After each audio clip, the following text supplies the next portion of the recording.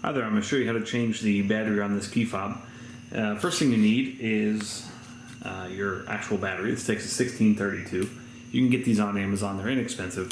And there's a link below in the description that will take you straight to Amazon, you can get what you need. And then also a small screwdriver. Pretty much, I think the smaller the better, but you could do it with a large one.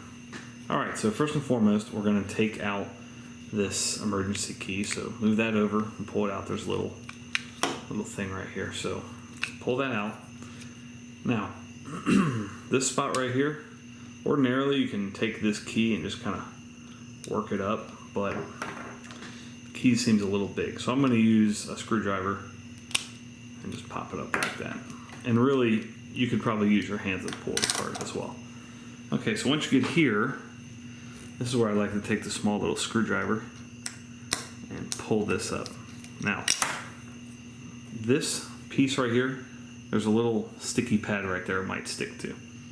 Okay, so there is your battery, 1632, and I'm going to come in right here and just pop that up like that. Alright, so now I'm going to take my new battery, and the plus side goes up. Put it in this way first, press it down. Now this goes here. There's some little guides in there that will make sure that you get that in right.